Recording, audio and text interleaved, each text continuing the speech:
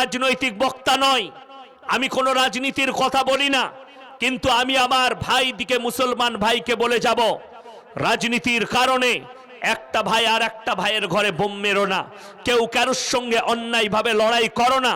যে মুসলমান, এক মুসলমান যদি আর এক মুসলমানের উপরে অত্যাচার করে, আল্লাহর কসম সে মুমিনও হতে পারে না, মুসলমানও হতে পারে না। এক মুসলমান, হাদিসে আছে, এক মুমিন আর এক মুমিনের ভাই ভাই। জোরে বলুন সুবহানাল্লাহ। এক মুমিন আর এক মুমিনের ভাই ভাই।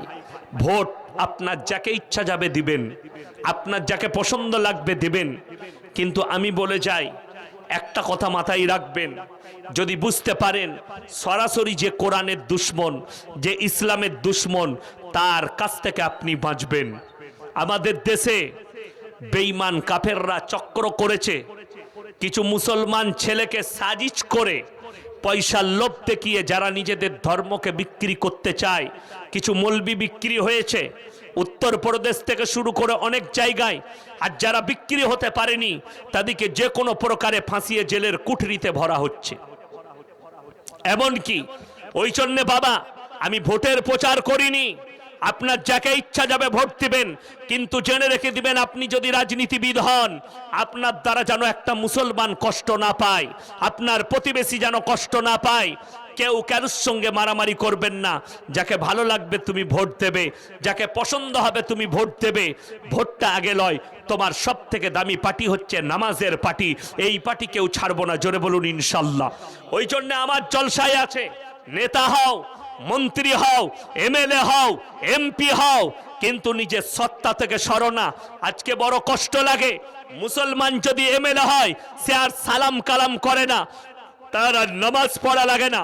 মুসলমান নেতা হলে তার আর সালাম কালাম লাগে না, তার আর নামাজ পড়া লাগে না। এটাই আমাদের মৌলবীদের দুঃখ। না, তুমি নেতা হও, মন্ত্রী হও, রাস্তায় মুসলমান আর এক মুসলমানকে দেখে সালাম দিবে, এটাই হচ্ছে নবীজির সুন্নত। জোরে বলুন সুবহানাল্লাহ। আল্লাহ নবী সাল্লাল্লাহু আলাইহি সাল্লামের জন্য হযরত আবু বকর সিদ্দিক রাদিয়াল্লাহু তাআলা আনহু বলছেন, আমার জীবন দশায় জীবনে কোনোদিন নবীজিকে প্রথমে কেউ সালাম দিতে পারেননি। জোরে বলুন সুবহানাল্লাহ। নবীজি সব সময় সালাম দিয়েছেন। আর আমাদের দেশে যদি কারোর সঙ্গে কারোর ঝগড়া থাকে আর আমরা সালাম কালাম করি না, ঠিক কি না? এটা মুনাফিকদের আলামত, কখনো করবেন না। আপনার সঙ্গে শুনেন, আপনারা কি বলেন রান্নাঘরকে? কি বলেন? রান্নাঘর না চুলোশাল বলেন? হেন্সেল। আমাদেরও হেন্সেল বলে। ওই হেন্সেলে অনেকগুলো থালা বাটি হাঁড়ি কুড়ি থাকে না? মেয়েরা কাজ করলে ঠোকা লাগে না? লাগে না বাবা? ঠোকা লাগে না? ঠোকা লাগে। কিন্তু প্লেটগুলো আর হাঁড়িগুলো ঠিক মতো রেখে দিলে আর কিন্তু ঠোকা লাগবে না। ওই জন্যে আমরা একটা প্রতিবেশীতে বাস করলে দু চারটা কথা কাটাকাটি হতে পারে, দুটো মন কষাকষি হতে পারে। আপনি যদি দেখেন অপর ভাই সালাম দিচ্ছেন, আপনি নিজে সালাম দেন, আসসালামু আলাইকুম ভাই, সেদিনে দুটো কথা কাটাকাটি হয়ে গেল, আপনি কেন রাগ করছেন? দিয়ে বুকে জড়িয়ে এলেন। কি বুঝলেন? অনেকজন মনে করে আমি ছোট হব। আল্লাহর কসম করে বলছি, যারা দুনিয়াতে ছোট হয় আল্লাহ তাদেরকে দুনিয়াতেও বড় করে, আখিরাতেও বড় করবেন। জোরে বলুন সুবহানাল্লাহ। বড় ভাই যদি বড় ভাইয়ের সঙ্গে কথা কাটাকাটি হয়, ছোট ভাই, তুমি গিয়ে বড় ভাইকে বলো আসসালামু আলাইকুম ভাই, আমারই ভুল হয়েছিল, ক্ষমা করে দিবে। আমি বলছি মহব্বত বেড়ে যাবে। ওটার নামই তো কুরবানি। কুরবানি মানে গোশ খাওয়া নয়, কুরবানি মানে মাংস খাওয়া নয়। কুরবানি হচ্ছে ত্যাগ, ত্যাগ করা। লোভ, লালসা, অহংকার, আত্মগরিমা সব আল্লাহর রাস্তায় বিসমিল্লাহি আল্লাহু আকবার ত্যাগ করে দাও। ত্যাগ করতে হবে এগুলোকে, রাগগুলোকে, লোভ, লালসাকে। আমার আল্লাহ রাব্বুল আলামিন মুমিনদের আখলাক, প্রিয় বান্দাদের আখলাক বলতে গিয়ে সর্বপ্রথম বলেছেন তারা দুনিয়াতে শান্তির সঙ্গে বিচরণ করবে। দ্বিতীয় নম্বর, ওয়াইদা খাতাবাহুমুল জাহিলুনা ক্বালু সালামা। এবং আমার যারা প্রিয় বান্দা হবে তারা মূর্খদের সঙ্গে তর্ক বিতর্ক করতে যাবে না। যদি কোনো মূর্খ, ইসলামিক কৃষ্টি কালচার নেই, কোরআন হাদিসের জ্ঞান নেই, তার সঙ্গে তর্ক করো না। আসসালামু আলাইকুম ভাই, পরে কথা বলবো, ঘর পালিয়ে এসো, সাইড কেটে পালিয়ে যাও। এটা কার তরিকা?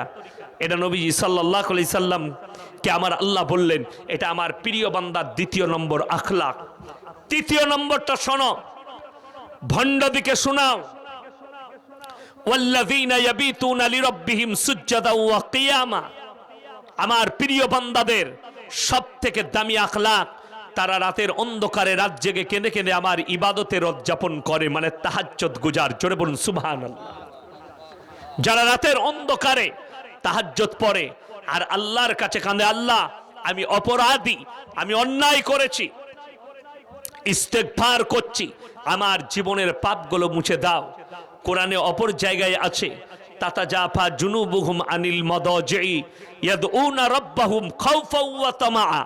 হে নবী বলো, পৃথিবীর সবাই যখন নিদ্রায় চলে যাবে, ঘুমিয়ে যাবে, তখন যারা আমার প্রিয় বান্দা হবে, আমার সঙ্গে প্রেম করতে চায়, তখন তারা রাতের অন্ধকারে আমার কাছে এসে রাত জেগে কেঁদে কেঁদে আমার ইবাদতে রাত যাপন করবে। দেখেছেন এসব মৌলবীরা আমাদের যারা আছে, বড় বড় মৌলবী, বড় বড় শেখ, এরা কি তাহাজ্জুদ পড়ে না? কথা বলুন, পড়ে। তারা কি আল্লাহর কাছে কাঁদে না?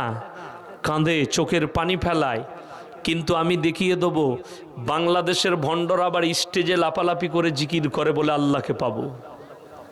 ঠিক বলছি না? ডিগমাজি মারে।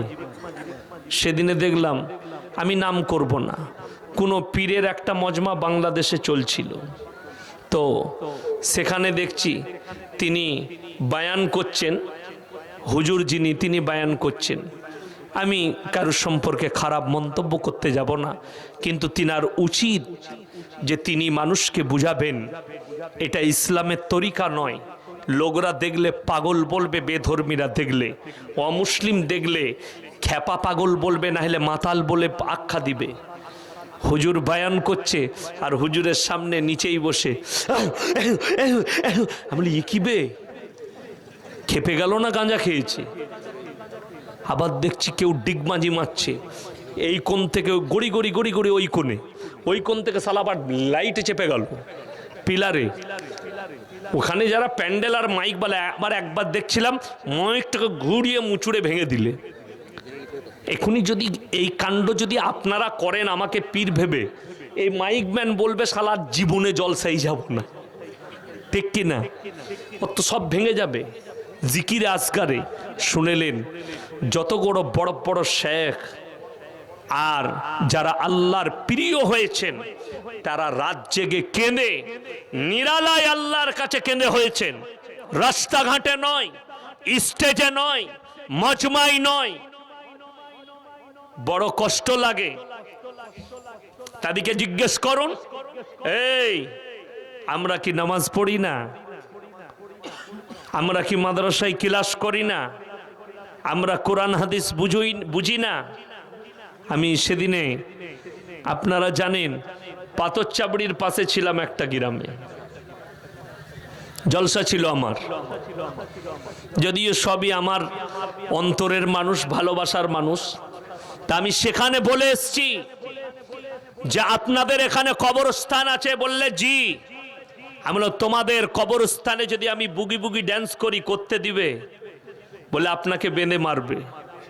ঠিক বলছি না ভুল বলছি? আপনারা আমাকে গোটা ছাড়বেন যদি বলি তোমাদের বাপ দাদরা? কি বলবে? আমাদের বাপ দাদরা শুয়ে আছে। ওই ভণ্ড দিকে বলতে চাই, যদি তোদের বাপ দাদরা যেখানে শুয়ে আছে, যারা অন্ধভক্ত তারা শোনো, সেইখানে যদি আমি বুগি বুগি ড্যান্স করতে চাই, তা আমার মতো মৌলবীর নামে কেস করবে আর আমাকে নিয়ে গিয়ে অ্যারেস্ট করবে, আমার ওপরে তোমরা লাঠি চার্জ করবে। কিন্তু বড় কষ্ট লাগে, তোমরাই বলছো পাথরচাবড়িতে আল্লাহর অলি শুয়ে আছে, সেখানে গাঁজার আসর বসে, সেখানে মদের আসর বসে, সেখানে আপনার চুরি চামারির আসর বসে, লটারির আসর বসে, জোর আসর বসে, পঞ্চরস হয়। আপনারা বলছেন আমি বানানো কথা বলছি? আমার কাছে প্রুফ আছে, মোবাইলে প্রুফ রেখেছি।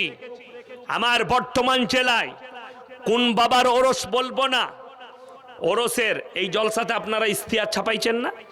ইশতেহার আছে, ইশতেহারে সভাপতি সাহেবের নাম আছে, বক্তাদের নাম আছে, আকর্ষণীয় বক্তার নাম আছে, দিয়ে আছে। অনেক জায়গায় এইভাবে ইস্তিহার ছাপানো হয়। তারা ওরসের জন্য ইস্তিহার ছাপিয়েছে। ইস্তিহারে কি কি আছে শুনেলেন? প্রথম দিন, এই মাঘ মাস আসছে, শুরু হবে। 1 বছর আগেকার পোস্টার আছে আমার কাছে, এই বছরে কি কি হবে তা আল্লাহই জানে। কি বুঝলেন?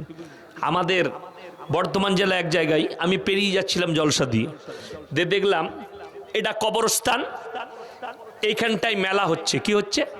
মেলা। সেই মেলাতে কি হচ্ছে শুনেলেন? বুগি বুগি ড্যান্স হচ্ছে মেলাতে। আচ্ছা, কবরস্থান এইখানে আর এইখানে যদি বুগি বুগি ড্যান্স হয়, ওইখানে কবরস্থানে আওয়াজটা যাবে না? যাবে না বাবা? যাবে। শুনেলেন? খালি কত বড় মূর্খ গণ্ড!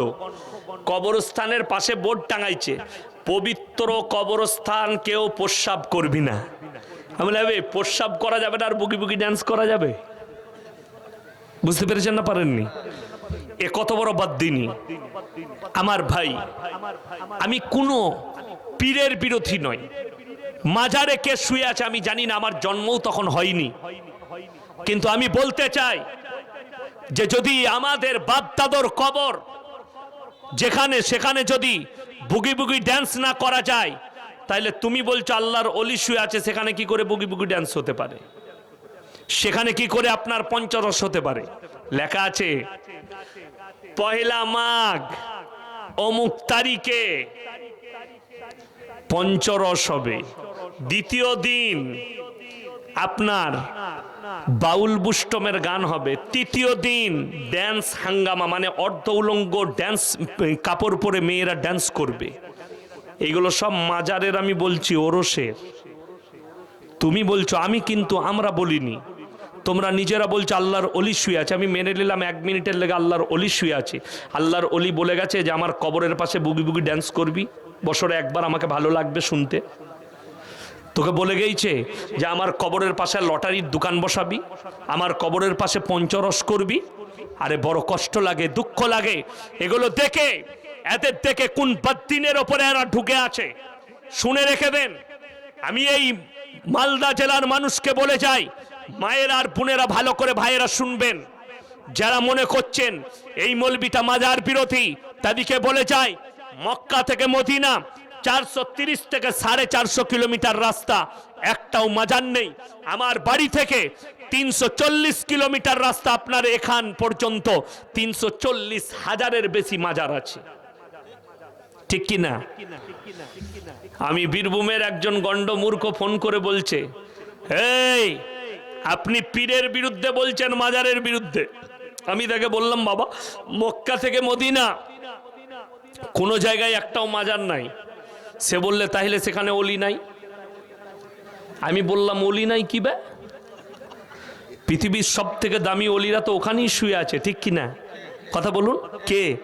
হযরতে উসমানে গনি, হযরতে উমরে ফারুক রাদিয়াল্লাহু তাআলা আনহু, হযরতে আবু বকর সিদ্দিক রাদিয়াল্লাহু তাআলা আনহু, হযরতে শোয়েবা, হযরতে লুতবা, হযরতে বেলাল হাবসি, দামি দামি ওলি সাহাবীরা শুয়ে আছে, যাদের জন্য আল্লাহ বলেছেন রাদিয়াল্লাহু আনহুম ওয়া রাজওয়ান, তারা শুয়ে আছে। আর তুমি বলছো মক্কা মদিনায় ওলি নাই?